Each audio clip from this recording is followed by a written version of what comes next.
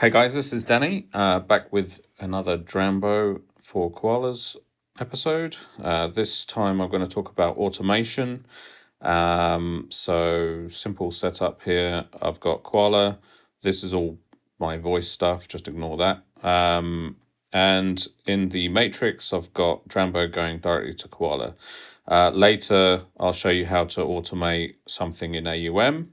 In fact, why not set up for that now? So if I send this also to Midi control, then it means I can create additional CCs for other things like mixers or any other AUV3. But the way I set this up is in the other video. So go back, probably video 1 about creating CC knobs will help you with that. So what we have here is obviously I've got a little beaty thing going, and if I change these, they will change in Koala. So you have to bear with my mouse work. This is the first time I've ever used a mouse on the iPad, but I thought it might be useful for you to be able to see what I'm actually doing. So you'll see it's just controlling the Koala effects.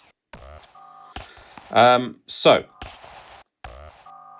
what I can do is, this is set to 1 bar. Now, when I do the next video about actually arranging Koala sequences within, I'll probably put everything together in the next video, where I'm going to arrange a track, including doing Koala sequence changes in time with automation, but I'll just talk about the automation things that I use in this video. So this is at the moment 1 bar, and it means that if I press record here and press play, it's going round. Let me just resync it. Now, if I play and let go, it's now just captured my automation. If I don't let go, it will keep automating it. Now if I let go, because it's longer than a bar, it will stay low. If I stop the track here, boop, you'll see that it snaps back to its original unautomated position, which is actually really important. If I wanted the filter to be down here, then I would do that and it would constantly be there, but then it would never go back to its central position unless it was automated back in the other direction. But so effectively what this has done is created an automation track for these 2 parameters. Now you'll see I've got crush and I've got filter. Along here you can also press plus to add more things, which I'll show you in a minute. Now you'll see the filters obviously down at the bottom. So now if I do play this, it's filtered out. But if I create another track and go to this one,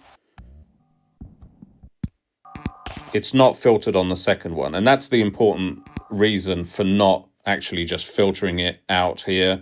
I don't want to then unfilter it on every future sequence. Instead, I just want to have it in its default state at all times normally. Whether, like, my default state might be this for this song, but whatever the default state that you want to automate around and back to, have that set when it's not playing, and then use automation to actually change those off those, and then it will return automatically. So it makes it really, really easy. You'll see there's no automation on this this particular sequence, which is why when it gets to it, it will not be filtered. Okay. So now to get rid of this, you can just drag these down. Boop. That gets rid of the automation lane, and now they're no longer automated. So now both 1 and 2 are the same. I'm just going to use this button to lock it into 1 for now.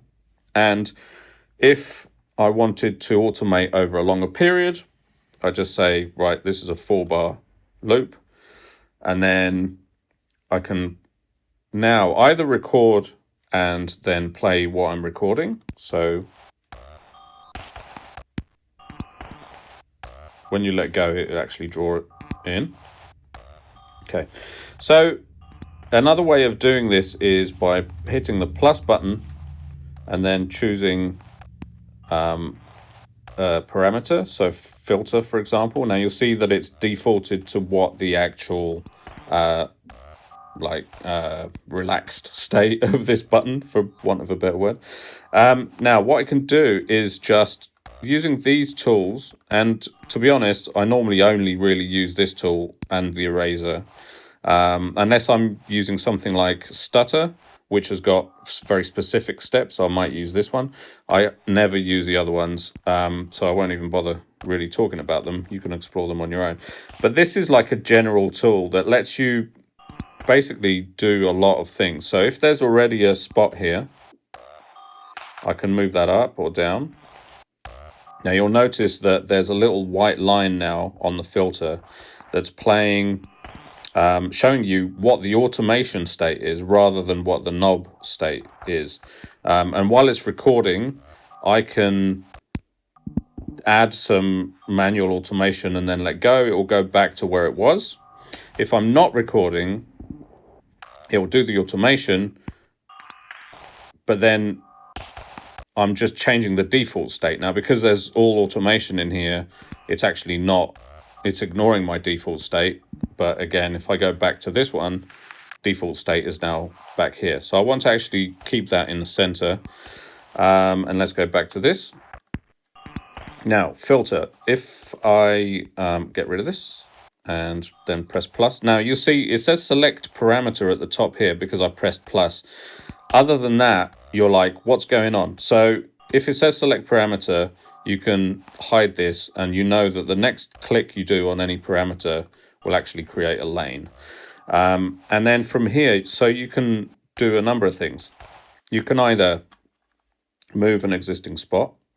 You can click anywhere on the line to create a dot. So now I'll bring that down here, for example. Now, you can also click above or below a line to curve it.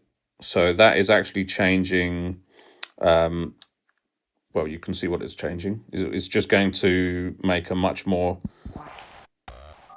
smoothed out back to center and then stay flat, even though I'm only using 2 points. So otherwise you would have to put a point here, and then you'd have to like do some, if this was all linear, you'd probably have to do something like that. But now how do I get rid of this with a mouse? Oh, okay, double tapping it removes a point. Oh no, just tapping it once removes a point. There you go. So now we've got two options here. We can either use this like easing in, easing out type situation, and add a point, whatever.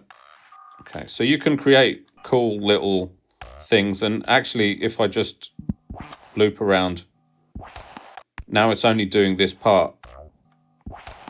So this is a good way of either just tweaking a part of your automation, or you can just use it to just use different parts. But anyway, the other option here is the Bezier option. And if I click on this and turn it to Bezier, what it actually does is give you two different things to move. And then you can basically shape the automation however you want using that. Now, this is kind of overkill a lot of the time. It's kind of unnecessary unless you're trying to do specific things. A lot of the time I find that just using the normal curve does what it needed to do. So that's cool. Now, erasing is the same as with this tool, just clicking on a dot, which is easy to do if there's only one dot. But if I if I use this and just went like that, now using this tool to get rid of this would be a pain in the bum. So that's what the eraser is for. You just drag it across. You don't have to click the spot directly. You just kind of move it to where you want it to be, and then you've got the freedom to just move stuff around. So that's cool. Now, you'll notice that this is actually not snapping. This got snap X and Y on and off. You can change this to any number of segments. So if I change it to 4, it's actually changed to 4 per bar. So that's like 1 per beat. So across 4 bars, you see that it's got 16 there. And now if I move a dot, it's not locked in the Y position, but it is locked in the X position. So it's an easy way to make things precisely sit with bar starts and ends.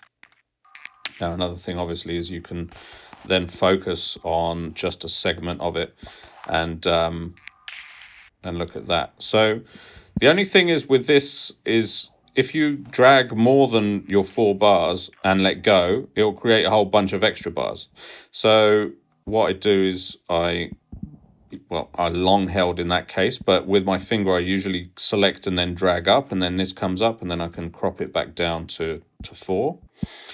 And so snapping in the Y direction moves exactly the same way, really, except I don't really use it unless I'm going to use like the square tool and use it on something like Crush.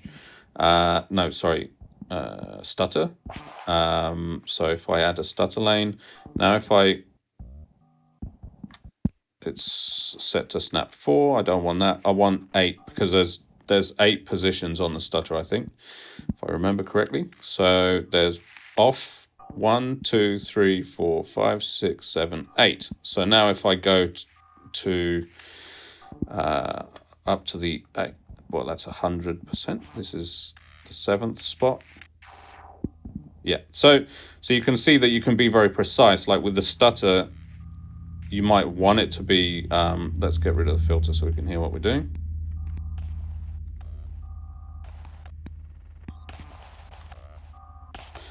Okay, it's pretty quiet, but hopefully you can hear it.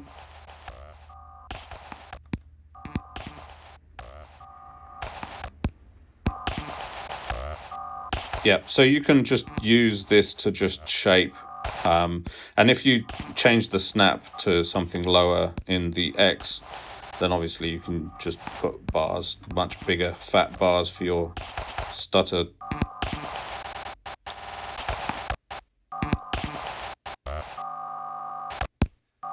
Yep, so that's a 4-bar thing. Now, one thing to note, which I'll go over in the other video about putting it all together, what I'll often do when I'm arranging like Funk Moon Camp or whatever, I'll create a section that's 4 bars or 8 bars, and my first lane is usually to do with the sequence changes.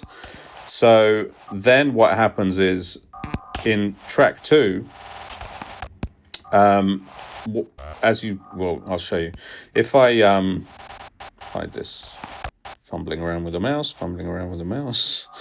Right, let's stop this a sec. And if I go to this lane here, now you'll see that if this sequence was actually longer than the first, so 4 bars, but my automation is in here, what will happen is this will still loop 4 times before this track moves on. So if I take it off lock and then I record and press play, I'm on the wrong track, so let's go here. Right, so interesting. Oh, okay, right, so what's happening is, as I'm going between these, it's because this button is not selected, it's swapping directly. If I had this on, then it would mean that it would not come like basic. Look, I'll show you. If I press play here and it's now in the 3rd, 4th bar of this, and then it would have swapped back, like if this was off. So see it's only staying on the other sequence for like part of a bar because this is off. Now, if this was on, then it will wait until the end of the bar of the entire sequence and then swap, right? So the issue with this is that where I've got like 4 bars here, but the automation is on a channel that has only got a single bar, as I record this, we'll have to wait for it now. Now, if I put some effects in here, even if I'm doing them over 4 bars, it'll actually only capture 1 bar of automation. Okay, so what you need to do is make sure that you're, well, one of 2 things. Either make sure that your automation lane is the same length as your, like the longest sequence, unless you're looping it on purpose. But if you have a sequence that is 4, 8, 16 bars, just make sure that your automation lane is also 4, 8, or 16 bars. The other way to do this, which I prefer not to do, is to if you basically have this off and you start recording and touch this, so now it's red. So now it's growing on its own. And it's still like, actually, it's not a bad strategy because when it gets to the end of the sequence, it then moves on based on what the longest sequence was before you started recording. So in this case, it was 4 bars. I don't know if that really made much sense. But basically, when you're recording and you have this on, usually, if you have this on and don't notice, what happens is this. Look, if I try to do the same thing with this press plus, but because this is on, which I forget, usually I forget it's on because if I've got lots of different sequences and then I want to look at the first sequence, or if I want to look at the 5th sequence, if you rewind, it always plays from the first sequence if this is off. So let me turn this off. Now if I just go back and press play, it'll always start from the first sequence. So even if there's like, multiple sequences, if I'm listening to the 4th sequence, if I press play, it will always jump to the first unless this is on. So normally I'll leave this on all the time. Now, the problem is that if you have this on and you, hang on, what's mouse issues, and you then have, let me get rid of this, and right now, so if I press record on this, now let's put 2 bars in here, right? Now what I'm expecting to happen is that it will grow to 2 bars and then it will stop recording. But because this is on, it's actually going to keep looping, which means that it's going to keep growing and growing and growing. So let me just demonstrate that. If this is on and I've got that on, I'm now changing crush, but it's already at 3 bars. Now it's at 4 bars. So unless I manually tick that to turn it off, it's now going to loop all those things.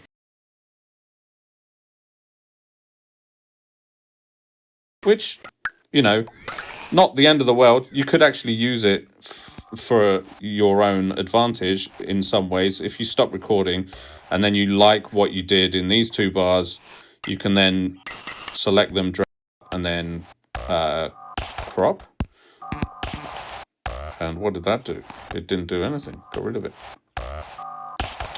So here's a quirk with automation, something that really gets on my nerves and is a bit of a gotcha, is like if you copy, so I've got 2 bars here, right? And I draw something in here. Now you can't copy this bar into this bar, or if you copy this bar, you can't paste it in here. Let's see.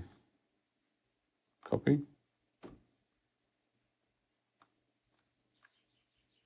Paste. No. It treats the entire sequence as a single like entity. So you can't really copy this area into that area, as far as I know. If you know any way, let me know. But so what happened is, I don't know why, for some reason. So this is all low, this is high. Now let's crop this one. It's actually cropped down to whatever you had in the first bars of automation, which is really fucking weird. So that's not what I'd expect to happen. But I wouldn't know who to like complain to be honest. So what you need to do is just, the easiest thing is just to make sure that you've got as many bars as the longest bar in your sequence row. Oh, hello. That's interesting. So cropping this doesn't actually get rid of the automation I had before, which is extra weird too, because there's no way I can actually get. So actually, the only way to make this play from there is to select that and then do this. Now it will actually focus on that bit of automation. The only thing I don't know is, like, let's say this was 6 bars. Sorry guys, I'm going off the reservation, but it's probably good for us to know. Right, okay, let's go. It's going to play the full 6 bars here, and then it will move on. Ah, okay, cool. So actually, that's not a terrible way of doing it. So if you've got automation and you end up having with a lot of bars here, you can select them. The only issue is that if this automation lane is longer than the actual sequence of bars, it will, I expect, actually play this 6 times. Let me do this. I'm just experimenting here. Oh, it's gone back to the beginning. Okay, let's just wait for it to get round. Okay, so it's playing these 2 bars. Will it play it 4 times and then move on? No, it's going to keep going. Right, so... Hello. Let's stop with stutter on. So this is a bit of a confusion, and sorry, I've gone a bit off the rails and this is not very clear, but actually it's probably important to know. Drambo's always going to play the length of the longest sequence, even if you've marked it as only to loop around these 2 bars. If this section is longer than your other section in the track, and you want this row to only play for 4 bars, you have to make sure that this is only 4 bars long. Now, having said all that, I've never really hit this problem, because what I do is I turn that off, and I always make sure that if I've got here, right, I've got 2 bars here, I make sure I've got 2 bars here too. And then when I record in here and I don't have that red plus in here, it will just go around 2 bars. I can automate 2 bars and I don't have to worry about it. So that's what I recommend you do. You just make sure that you've got as many bars as your longest sequence that you want it to play, and no more. Don't just keep recording and then expect to be able to keep the best bars of it, because of the reasons I just showed you.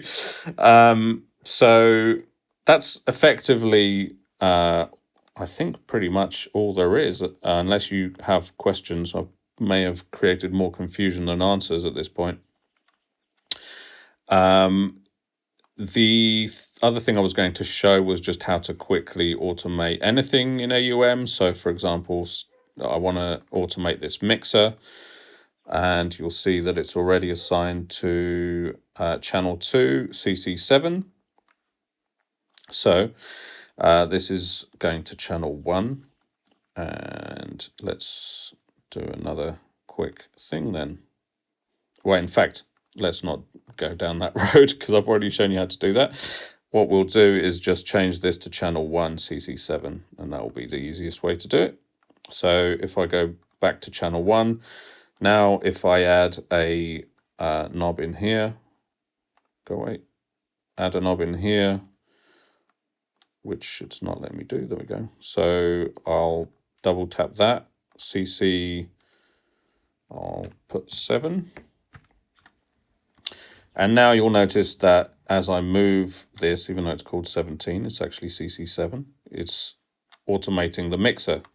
So really, it's as easy as that. Now, if I wanted to have a fade out on the last part of my song, I would create a sequence that is 16 bars. Now, I usually end every song with just a last sequence to 16 bars. And then if I want to fade out over 4 bars, say, I just click the little plus in here. And I don't know what that ring effect is. So I press a plus and I pick this parameter, which is the mixer. And at the moment, the default state is set to 0. If I put that up, then the default state will be 100. And then I go to here and I create a fade. Simple as that. So if I go, now it's fading over 16 bars. Don't want that. I'll put another, like let's say 4 bars, I'll put that here. And then if I want it to mix like that, so it goes fast at the beginning and then slows down, if I just press play, nope, if I need to make sure that I've got this on, otherwise if I press play, it will go back to the first sequence. But now if I press play, it faded out over 2 bars. So that's basically it. I know it's a bit confusing, especially at the end there. Hopefully I troubleshooted some things that you may hit. If you need me to redo this video, then leave a comment. And if you don't need me to redo the video, also leave a comment. And hit like, subscribe. Let me know what you thought and whether it was confusing as hell. And I will come back soon with an even more confusing video where I actually use my full Koala template to automate and arrange a song, hopefully, which may go on a bit longer than this. I don't know how long this has been going. But hopefully it was useful. So let me know if you have any issues. And I will try my best to split this up to chapters. We'll see what happens. Okay. See you around. Cheers.